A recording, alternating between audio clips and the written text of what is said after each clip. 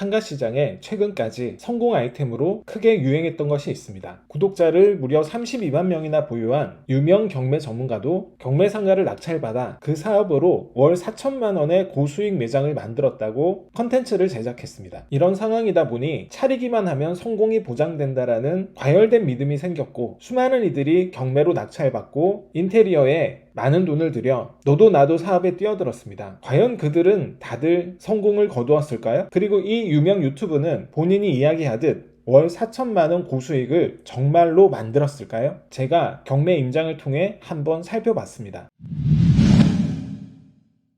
코로나로 집합 금지가 지속되던 2019년부터 최근까지 배달 문화가 급속히 발전하기 시작했습니다. 그로 인해 요식업의 새로운 사업 문화인 공유주방이 떠오르게 되었습니다. 심지어 공유주방 사업이 스타트업으로 인정받아 벤처 투자를 수십억씩 받을 정도로 누구나 인정하는 성공 사업의 아이템이었습니다. 경기 고양시 일산서구 일산동에 아파트 상가 지하 1층이 경매로 나왔습니다. 전용 면적이 163평으로 상당히 넓습니다. 경매 당시에는 마트로 이용 중이었습니다. 현재 마트가 보증금 7천에 월세 300만 원으로 임차해 있고, 권리 분석상 말소 기준 권리인 근저당권 이후로 모두 소멸되는 권리들이기 때문에 깔끔하게 떨어지는 물건입니다. 경매 상가의 경우 이렇게 대항력이 없는 임차인이 있을 때 두 가지 경우로 나눠볼 수 있습니다. 현 임차인과 잘 협상을 하여 재계약을 통해 월세를 따박따박 받을 것이냐, 아니면 현 임차인을 명도시키고 다른 임차인을 들이거나 직접 사업을 진행할 것이냐로 나뉘게 됩니다. 하지만 마트 같은 경우 온라인 쇼핑의 증가 때문에 하향 산업에 해당됩니다. 그래서 마트를 하다 경매로 나온 물건의 경우는 대부분 명도를 해야 되는 경우가 많습니다. 이 물건의 경우 지금 현재 보증금과 월세는 크게 중요하지 않습니다. 어차피 재계약이 안 될 확률이 높기 때문입니다. 상가는 대규모 주거단지들로 둘러싸여진 곳에 위치해 있습니다. 로드뷰를 살펴보면 여기가 아파트 단지의 출입문이고, 이 안으로 들어가서 지하에 마트가 위치해 있습니다. 병의원도 있고 위쪽에 보면은 학원도 보입니다. 1층에는 정육점, 부동산, 떡집, 빵집, 약국 이렇게 구성되어 있습니다. 하지만 이것은 2019년의 로드뷰입니다. 2024년 최근의 로드뷰를 살펴보면 인테리어 업체와 무인 아이스크림 전문점이 들어와 있습니다. 둘 다 월세가 좀 저렴한 곳에 들어가는 업종들입니다. 이렇게 로드뷰만 봐도 상권이 조금씩 쇠락해져 감을 알 수 있습니다. 그리고 마트가 있었던 경매 상가의 경우 이렇게 공유 주방으로 바뀌어져 있습니다. 경매 물건의 위치에서 서쪽으로는 탄현역이 있고 남쪽으로는 일산역이 있습니다. 주변에 정말 많은 배우 세대들이 있지만 동선이 경매 상가를 지나지 않고 탄현역 쪽과 일산역 쪽으로 흐를 가능성이 굉장히 높아 보입니다. 치과를 검색해봐도 지하철역 쪽으로 치과들이 몰려 있는 것을 볼 수 있습니다. 치과뿐만 아니라 각종 병의원, 학원 등도 역시 지하철역 근처로 다 몰려 있기 때문에 경매로 나온 상가의 경우 멀리서 찾아올 수 있는 구조가 아니라 바로 근처에 있는 아파트 단지들만을 대상으로 영업을 해야 되는 곳으로 생각됩니다. 이런 입지의 지하상가는 마트나 사우나가 아니고서는 딱히 영업될 만한 것이 떠오르지 않습니다. 하지만 마트와 사우나는 요즘 소비 문화와는 동떨어져 점점 외면받고 있는 사양 사업들입니다. 만약에 똑같은 평수의 지하상가가 지하철역으로 향하는 동선상에 있었다면 골프나 헬스 같은 스포츠 시설이 들어올 수도 있겠고, 신도시라 유소년, 청소년이 많은 곳이라면 아이들과 학생을 대상으로 하는 수영장이나 축구교실 등도 영업할 수 있을 겁니다. 하지만 이런 구도심의 실세권 지하상가를 활용하기는 정말 어렵습니다. 낙찰자분은 이 공유주방을 잘 운영하고 계실까요? 안타깝게도 제가 임장을 가보니 그렇지 못했습니다. 대부분의 공유주방들이 공실로 남아 있었고, 몇 군데 입점되어 있는 업체들도 커튼으로 가려져 있어서 실제 영업을 하는지도 미지수였습니다. 낙찰가 7억 원에 취등록세와 기존에 있던 마트의 명도 비용, 실면적 160평을 새로 인테리어한 비용 모두를 합친다면 적어도 10억 정도는 들어갔을 것 같습니다. 하지만 결과는 대부분 공실이고 들어온 업체들도 이미 폐업 상태인 곳들이 많았습니다. 낙찰자 분에게는 죄송하지만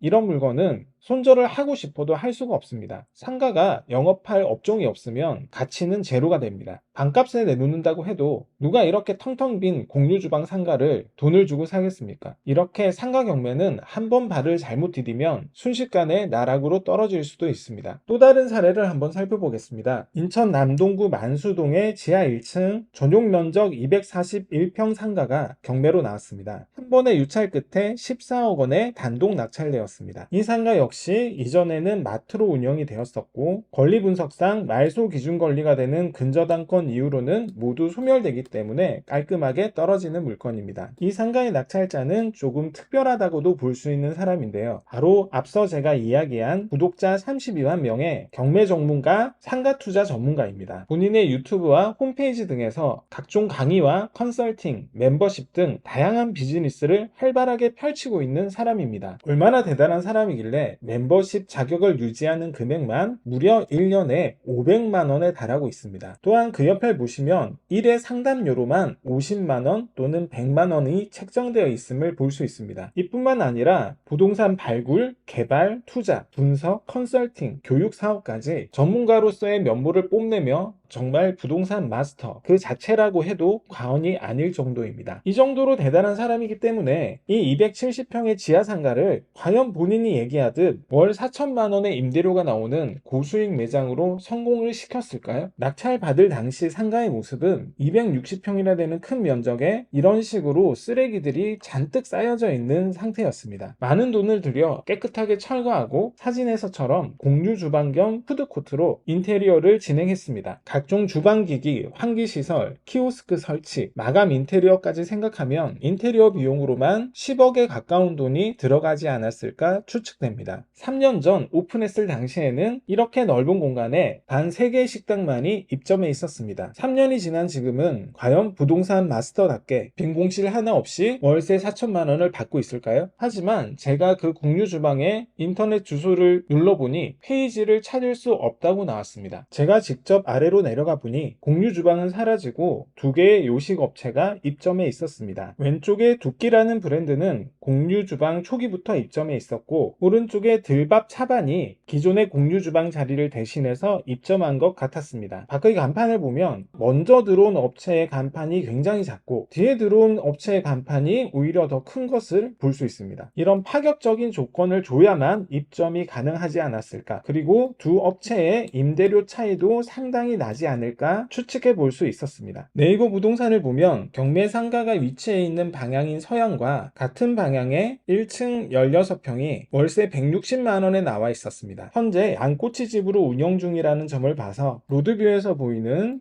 코너자리 1층 상가로 추정이 됩니다. 보통 지하층은 1층에 20% 정도의 월세가 적당합니다. 1층의 월세가 평당 10만 원이면 지하층은 25%로 잡고 계산해도 240평이면 월세 600만 원입니다. 낙찰가 14억에 취등록세, 기존 마트의 철거 비용, 다시 공유 주방을 만든 인테리어 비용에 공유 주방 사업이 잘 되지 않아 재임대를 놓기 위해 또다시 인테리어 수선을 했을 비용까지 합치면 아무리 적게 잡아도 최소 30억 원은 들었을 것 같습니다. 이렇게 계산하면 수익률이 2%대가 나옵니다. 강남 초역세권 빌딩의 수익률도 아닌 인천 남동구 만수동 지하상가 한 칸의 수익률이 2%대라면 참으로 처참한 수준이 아닐 수 없습니다. 투자는 정석을 먼저 지켜야 됩니다. 지하상가는 주변에 배우 세대가 많고 그 배우 세대의 주민들이 집중하여 모일 수 있는 정말 활성화된 상권이 아니면 임차를 맞추기가 어렵습니다. 투자 전문가라고 자칭하는 사람조차 이렇게 유행에 한번 잘 못 올라타게 되면 큰 손해를 볼 수밖에 없습니다. 상가의 정석은 좋은 상권에 좋은 입지라서 뭔가라도 들어와서 영업을 하고 월세를 낼 수 있어야 됩니다. 그렇지 않은 상가의 투자는 이미 부동산의 영역이 아니라 전문적인 사업가의 영역입니다. 상가 투자가는 상가의 정석을 지키는 것이 가장 중요합니다. 여러분들이 상가의 정석에 다가설 수 있도록 좋은 영상을 제작하도록 하겠습니다. 구독, 좋아요, 알림 설정 부탁드립니다.